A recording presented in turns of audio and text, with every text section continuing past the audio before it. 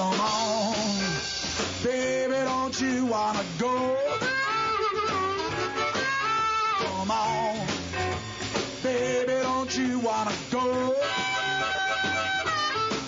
Back to that lemon light city, sweet home Chicago. 2 is 4, 4 4 6. Come on, baby, now get your business fixed. Come on, honey, don't you. Hi, I'm Marty Levinson. Welcome to the Northtown News Magazine. Alderman, this is Jim Nally. I'd like to first congratulate you on receiving this morning the endorsement of the Chicago Sun-Times. Thank you. And I'd be curious, after the election, what would be the priority for you? What would be the first thing you'd like to do upon taking office? Well, the first priority is to write out 4 missions for every office. We want every office to do exactly what the Illinois statute says they do. So we will write out what their 4 mission is, and then as we approach the budget, we would have them do line by line what they want to do with their department, and then we'll see if it fits the core mission, and if it does, then we'll put that in the budget. Because the biggest problem we have right now is making sure that our revenue will be able to cover the sources that the county is supposed to actually do for its people. Well, Alderman Stroger, we want to wish you a lot of luck. We want to thank you so much for calling in. What is your ballot number in the coming election? Number 35. Number 35. For people who want to support Alderman Todd Stroger, ballot 35. As a matter of fact, we have, I want to thank, by the way, I want you to hear that there were so many people that were instrumental in trying to get you on the show that I'm getting more calls from your supporters than I've gotten from anybody. I've gotten calls from the person who's going to be our next guest, Commissioner Suffredin, as well as Secretary Jesse White we had on just beforehand. The D'Amico family, and Jim D'Amico in particular, have been flooding me with phone calls trying to make sure that you got on the show. And I know you have a lot of well-wishers. And like Jim, I want to congratulate you on the endorsement in the Sun-Times, and good luck on the election trail. I appreciate it. I have a lot of great supporters, and I'd like to thank them, too. Okay, good luck. Thank you. And that was Alderman Todd Stroger. A pleasure to have him. And this is an action-packed show. And unfortunately, we've been making my own commissioner, one of my favorite people, wait. And he had a call back, and I'm so sorry, Larry. I really apologize to you, but we right now have on the line, and I don't want to keep him waiting any longer, the commissioner of the 13th District, the best county commissioner we've had in my lifetime, Commissioner Larry Suffredin. How are you today? I'm great, Avi. How are you and Jim? Real good, thank you. First of all, I want to thank you very much for your help in getting us Alderman Stroger just now. And regards also from Secretary of State White. I was able to hear Jesse White and to hear Todd's comments, and I agree with both of them. Okay, and well, let's talk about you, because you know what, even though you may not have an opponent this time, and I wonder if Jim Nally also was responsible for that, you never know. The fact is that, you know, you've really been championing some stuff that we're not used to having an active person in our district actually advocating things and trying to do something in our district. I know health care is one of your biggest things, and you've been fighting to get a health care situation in our neighborhood. Absolutely, and I've talked with Alderman Stroger, and I think it'll be a priority for him to make sure that the Rogers Park community is covered. No, I think that'll be terrific. So what do you do when you're unopposed like this? I mean, well, first of all, you've got Jewish Chicago's endorsement. That's not a problem. Oh, and by the way, I did get that, you know, we'll talk, but I did get stuff from your staff. Thank you very much. Well, and Avi, right now I'm outside Ebenezer Church. Alderman Stroger's just arrived. I'm going to take him to 4 or 5 churches in Evanston this morning. Oh, well, I want to wish you luck. And what is your ballot number? You know, Avi, when you're unopposed, you don't know your number. my number is like the Cubs' magic number, 162. Okay. Well, I appreciate that. Let's put it this way. It really is 162, your ballot number? No, I have no idea. I'm kidding. No, I hear you. Well, you know what? We can do it the old-fashioned way. We'll find you by name rather than number. Right. Yeah, and pick up. People should pick up Jewish Chicago, where, of course, you'd be endorsed even if you had opposition. Well, and Avi, I hope that your listeners will realize that this war that the Republican administration in Washington has got us in is causing all kind of problems at the local level. And that I think this is going to be a great Democratic year because the country is fed up with all of what's going on in Washington. Well, I want to thank you very much. I know you're outside of church right now, and I'll be polite and let you go, and we look forward to talking to you. I might even see Election Day at one of the parties. I hope so. Thank you, guys. Thank you very much, Commissioner Larry Suffredin. He's running unopposed. My county commissioner, 13th District. We want to thank him very much. And once again, frying pan to the fire, it is a pleasure and privilege to introduce all of you to the Republican candidate for president of the Cook County Board. He's a commissioner himself for the last 4 years in the Cicero-Berwyn Southwest area. We're talking to Tony Peraica. How are you today? Good morning, Avi. I'm doing great. Thank you for having me. First of all, it's my pleasure. I'm here with co-host Jim Nally. And so this has got to be a busy day for you. You're a hard campaigner, I'll give you that. Oh, yeah. We put in 16 to 18 hours a day every day as we have for the last 18 months that we've been campaigning all across Cook County. And what kind of focus? What's your focus? What are you trying to hammer home in the last 14, 15 days before the election? Well, Avi, our focus is smaller government, lower taxes, and the elimination of corruption in Cook County.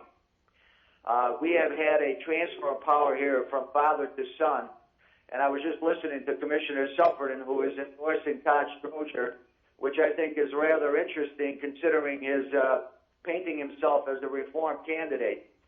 Todd Stroger was picked to be the protector of the status quo. We have 2 federal grand juries impaneled right now investigating various facets of county government. We have become a national embarrassment because of the monarchical transfer of power from father to son without respecting democratic principles. And the person who came in second place, Forrest Claypool, wasn't even considered. Congressman Danny Davis wasn't considered. They picked the least qualified candidate, Todd Stroger, just because his name is Stroger, to replace his father here.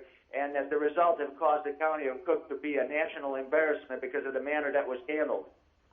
We have corruption that's rampant here. We have a health service system that doesn't provide services to the poor members of our society because of money that's being stolen through various scams, overtime fraud, insider deals, and all of these were there during Todd Stroger's father's administration, and Todd Stroger was picked to protect the status quo. If people want reform in Cook County government, if they want better government, smaller government, lower taxes, the elimination of corruption, if they want to continue the reforms that Forrest Claypool and I have worked on for the last 4 years, as we have stopped $400 million in new taxes from being enacted by John Stroger, they need to vote for Tony Peraica. And I think you're going to find a lot of people, it's obvious to me that you're really causing, to me, this is the single most exciting race, and I think you're the one causing the buzz here. Thank you very much. We're working very hard, and the voters are responding indeed, because when you consider that we're in a county of Cook, which is being referred to nationally now as Crook County, where we have 65% of the electorate identified in themselves as Democrats or leaning Democratic, and only 25% is leaning Republican. We are leading in the polls by 8 points, 48% for Peraica, 40% for Stroger. We're still 12% undecided. We need to make sure that the people who are still undecided understand what's at stake here. What's at stake is our financial well-being in Cook County and restoration of dignity and respect for the second largest county in the country. I was watching you on Chicago Week in Review, and it was interesting to me. It seems that I didn't realize the president apparently does have quite a bit of power. There are a lot of things that the president can do with or without the rest of the board in terms of an executive manner to trim down the county. Would you like to elaborate just a little bit, or? Yes, the county board president has control over approximately 2,500 jobs, which are considered non-Shackman jobs. They're managerial or policy-making positions, and I would move to eliminate a lot of those positions because they're filled with patronage hacks who are put in there without proper qualifications just because they happen to come from some politically protected group. And what we need to do is eliminate these high-paying jobs like Daryl Nichols, who's making $114,000 on administrative leave to walk his dog, and take that money and hire more nurses, doctors, physicians, pharmacists, so that we can provide a better health care system for those who are poorest among us, have no place else to turn for medical care. I think that sounds good. I mean, I as you know, I do like what you're saying, and I got to give you a lot of credit. You're really, you know you know what you're talking about, and you're working hard at it. Thank you very much, Ari. I appreciate your support, and I appreciate your kind comments. This is really a historic time in Cook County to have a political revolution whereby the elected political classes can be replaced by someone who cares about the poorest members of our community, who's willing to make the necessary changes that would restore dignity and good financial stewardship of public funds.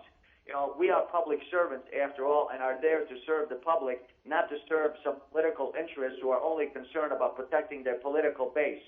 The people of Cook County need to realize what's at stake. Come to the polls in large numbers on November 7th and vote for reform. Vote to continue what Forrest Claypool has tried to do in the primary. We have a chance to have a second bite of the apple here, and we need to make sure that the voters come out and vote for Tony Peraica. My punch number is 36. 36. That's, by the way, in Jewish life, that's 18 is the number for life, so 36 is 2 times life. I love it. So that's an appropriate number. So ballot number 36 come Election Day. I know you've got a lot of things on your schedule. I'm really grateful, and I thank you so much for having the opportunity to call us. Thank you, Avi. We'll be at the Croatian Cultural Center. We have a big rally over there. About 500 people are expected at Devon in California at 1 o'clock in the afternoon. And then we're going to be up in Evanston at 6 p.m., where we're going to be at a new Trier Northfield Evanston Township dinner. It's going to be at the Elgowers on Riverfront, 2855 Milwaukee Avenue in Northbrook. So I invite all your listeners to come and join us at either one of those 2 stops. Yeah, as a matter of fact, if I was in the neighborhood, I'm in Greektown right now doing the show with Jim. I'd be up at the Croatian Cultural Center, which, as you know, is just a few blocks from my house. I want to wish you a lot of luck come Election Day, and good luck in your appearances, and, good luck, period. Thank you very much, Avi. God bless, and I appreciate your support. Thank you, and you got it. Bye-bye. Okay, bye. That was Commissioner Tony Peraica, and no, it wasn't Jim Nally just now. That was a nonstop, what was it? We were just going one to the other. 35, 40 minutes. That was pretty good. I really like Tony Peraica, I got to tell you. He's been the person to impress me the most. I feel sympathy for Stroger. I don't think Stroger is his father necessarily either. I don't want to paint him as being horrible or anything.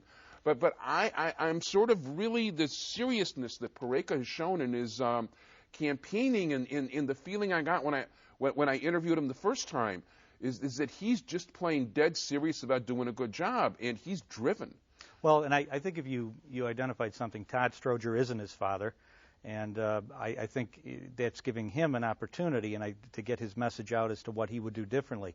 And I think that's pretty interesting because, when his father obviously has been an icon of politics and government in Cook County for a generation or more, he has indicated, he is of a different generation. He's got some other ideas. I think the interplay of ideas here is fascinating, and the fact that despite the fact that we've seen it before where people have succeeded a father or a family member in an office, everybody is molded by the times they grow up in and the way they are raised, and the factors that come into every person's life are different because times change. And I think it's a very interesting time we have here in Cook County because there is going to be a change one way or the other in the way government is conducted, just because you're going to have this generational thing happening. Yeah, I don't think he would run things exactly like his father either. It's interesting because when I hear him talked about, a lot of the other reporters feel that, he's a really nice guy. People generally like him. But he's had trouble grabbing the bit a little bit. I think if having met him a few times, he is kind of a thoughtful, more soft-spoken person, and sometimes that comes off in a media sense where they're looking for a soundbite right away, where he's not necessarily giving them that 2 or 3 word response that will be flashed on the news. Well, as you know, I never look for sound bites on the show. I mean, as a matter of fact, that's one of the reasons I wanted him to talk longer, and I like to give people their own platforms. That's why a show like this is so good, because a lot of, we were talking before the show, a lot of what people see now in terms of any political discourse is a 30-second commercial that is packaged and may or may not truly reflect what the candidate is saying, or in many ways these attack ads. I almost assume that the ads people see on TV do not reflect any truth whatsoever. and that's why something like this is so important, because if people are taking the time this morning to watch a program like this, where you get beyond just the soundbite, you get beyond the 30 seconds of attack ad that has been done by some ad agency somewhere, and you talk to the person themselves, you're going to get a chance to evaluate who that person is and how they really come off. And we have dealings with people in our own lives every day where we, evaluate people and say, that person's trustworthy and I believe in what he or she says. And this is an opportunity, a program like this, for those who are watching, to get more than just a soundbite, more than just that little, blurb that is been put together by someone. And people can speak for themselves on this program and lay out where they stand. And the fact is that, too, in terms of, for those of you who haven't been part of a campaign, which Jim and I both have been parts of campaigns, those sound bites, sometimes the candidate sees them and wants to cringe, okay? And they're being told, it's like, no, this is what works. And it's a shame, but it is. It's like I watch the nonsense on television, of course, outside of myself on CanTV, and especially when Jim Nally's on, then it has to be watched. Oh, and by the way, ntnm.org for our regular show, ntnm.org. Sonny, shame on you for not flashing that. By the way, our entire technical crew, Sonny Hirsch, is behind there. He's not our entire technical crew today. I also want to thank Keith McDonald, our director, and I would have thanked you guys up front, but the calls have been coming in nonstop. So Keith McDonald, Sonny Hirsch, you guys are handling everything today. Thanks so much. But when it comes down to what candidates are saying, it just bothers them that, one guy's saying, like, this one is the most horrible. It's true, maybe this one did have that attached rider to a bill that basically said that the most horrible person in the history of civilization and all that. But that was just a rider to a bill. There's like there could be 25 different parts of a bill. Well, as you point out, Avi, you and I have been, operating in this area for some time with politics and government. But, I have come to decide, for myself at least, I'm getting really tired of the negative attacks. And when I hear a candidate telling me how bad his or her opponent is and why they shouldn't be elected, they're not telling me why they should be elected. And anybody who is elected to office is going to have to do positive, affirmative things. You can run a campaign negatively, and you can attack your opponent and say why they're terrible and why they shouldn't be holding a particular office. But if you're not telling people the positive things and the programs that you want to put in, because if you do win that office, you can't run 4 years of an office of just knocking other people or knocking the opposition. You've got to come in and do the things that you want to get accomplished in terms of your programs. And the discourse that we have in the last several years politically has really gotten away from that, and it's more about trying to paint your opponent as a bad person or incompetent or immoral, and it hasn't really been about what I'm going to do when I get into office.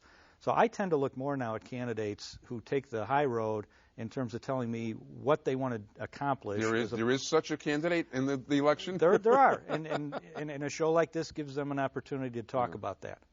There aren't. Yeah, I know. I appreciate when they actually do. But, when I watch the commercials, it's like, first of all, I only watch the commercials in large part because I got to talk about them on the air a little bit. The fact is, after we finish filming all the shows, I try to tape programs anyway if I'm going to watch them, because there's almost 20 minutes of commercials in an hour show. I'd rather have the extra 20 minutes to myself rather than watch the commercials, but I'm not going to want to watch any of them. I don't want to see, I like the Blagojevich stuff with Topinka. They say, what's he thinking? What's she thinking? First of all, what am I thinking? What is anybody thinking? What is anybody thinking that this should work for people? But it does. See, that's the disturbing part. People see this stuff. They're not thinking, they're busy, on the cell phone. They're trying to make sure, the housewife's trying to make sure that her kids, are doing their homework or whatever they're doing. Trying to get the house clean, worrying about work the next morning and all the rest of it. Sees the commercial and okay. And, people aren't thinking they get grabbed by it. Well, and if there's one thing I think we can impart to the people who are watching today is, try to look for the substance of what somebody is saying. Get away from, the easy part of these attack ads and, painting the other person as being not competent to do the job. Find out what that person is saying about themselves and what they would do if they were going to be elected to the office that they're seeking. That's what people should be focusing on, because the attack ads are going to melt away, election day. And somebody is going to get elected to an office, and then, for better or worse, that's the person that's going to be there for 2 years or 4 years or 6 years. That's pretty much true, and as a matter of fact, people are going to have to live with that. And, you know, another thing, too, is that even if you look at the presidency, which is on a different level, which isn't up this year, and we don't even have a senatorial race this year, when you talk about what's going on in the economy today, I mean, it's not necessarily what a person does today that affects the economy today. It might affect the economy 2 years down the road, 3 years down the road. Sometimes what happens in the beginning of somebody's administration is a direct result of the previous president. So you never really know exactly what's going to go on along those lines. Well, that's why it's so important to pay attention to people in terms of what they want to do going forward. If I'm elected, I'm going to do this and this and this. You may agree with them, you may not agree with them, but in either context, that's what's important, because that's what's going to affect you and I and everybody else a year from now, 3 years from now. Yeah, so when you see the negative ads, it's like, enough, enough, enough, enough, enough, enough, enough, enough. More than enough on the negative ads in the governor's race. Speaking of negativity, you know, the governor's race to me is unbelievable. We did have some invitations out, by the way, to some people that didn't actually make it. But we're not going to worry about that. We worry about who we are, who we have here, and all the rest of it. And we're about to go into a period where we're going to sync the last 9 minutes of the show we're doing now, which is going to happen in a few seconds, together with what we've got going on the last TV show, regular TV show for the Northtown News Magazine, which is Thursday 7:30, Friday 2:30 on Channel 19. 19.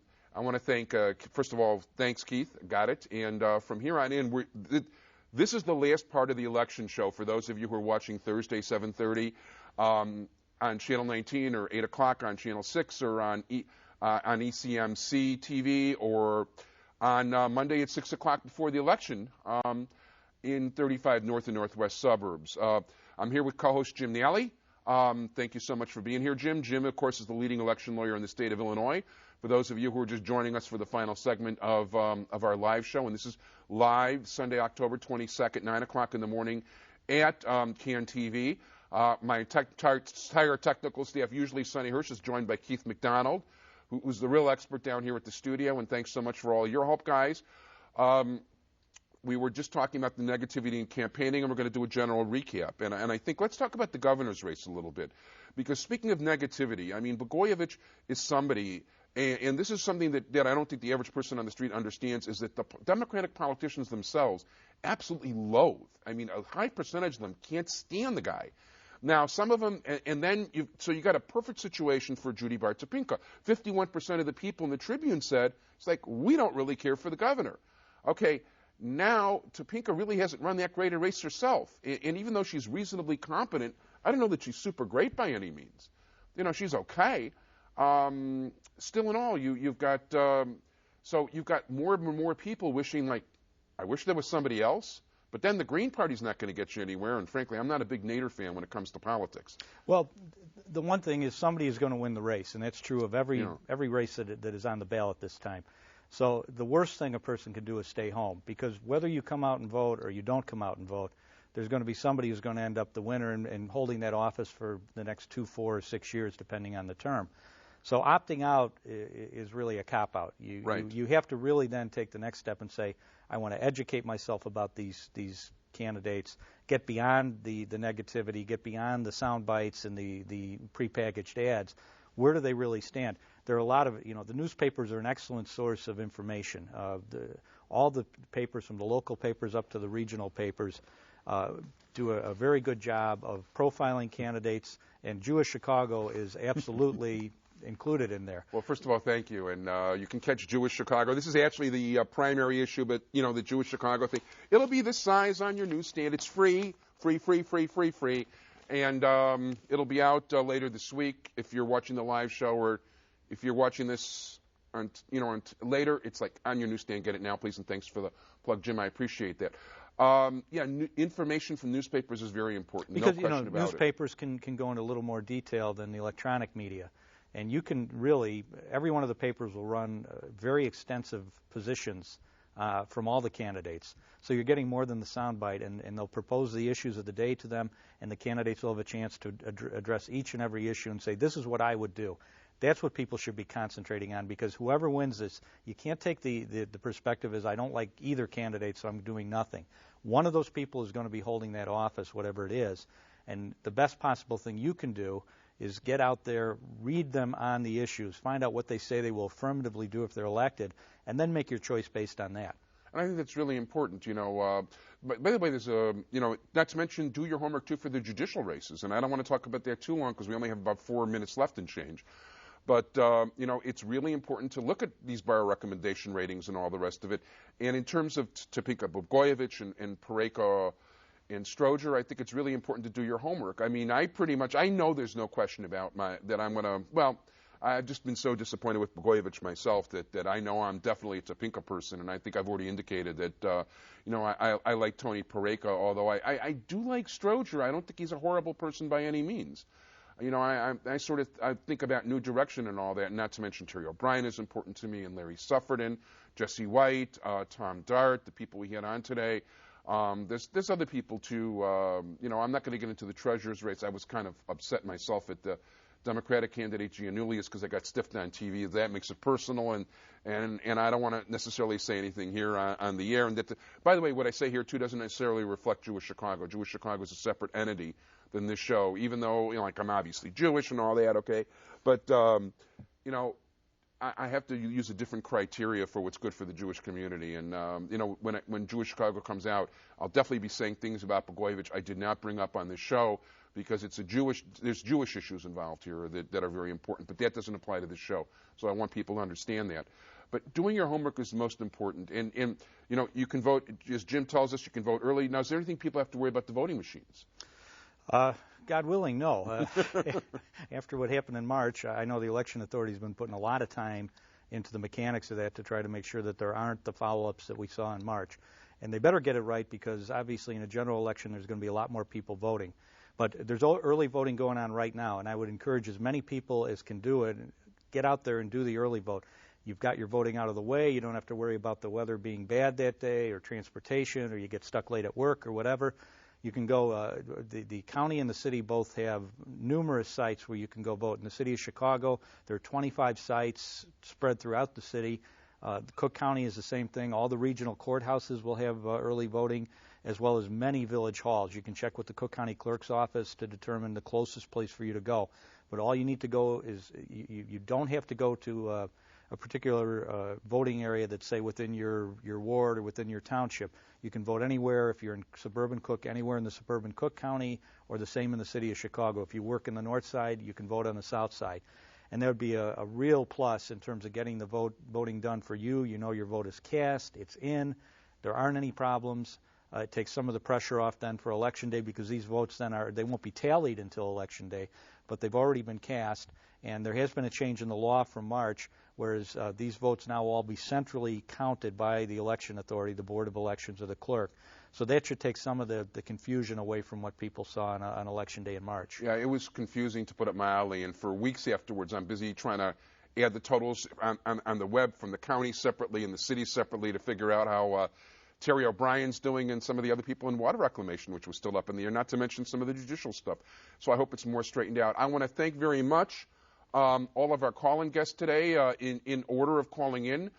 President Terry O'Brien of the Water Reclamation District, Tom Dart, the Sheriff of Cook County, or will be the Sheriff of Cook County, Jesse White, the Secretary of State, Larry Suffredin, Commissioner of the 13th District, Tony Peraica, the Republican candidate for Commissioner. I'm not doing this exactly in order, guys. Sorry. Tony Peraica, the Republican candidate for President of the County Board, as well as Todd Stroger, the Democratic candidate. I want to thank my co-host Jim Nally. I'm Avi Myers. NTNM.org. Jewish Chicago will be on the newsstands anytime real soon, guys, so look for it. I want to thank my entire technical staff, Sonny Hirsch and Keith McDonald. Thank you so much for your expert help. Hey, I'll give you the last words of wisdom. Well, just make sure you get out and vote. And this time you can vote early. You can't vote often, but you can vote early.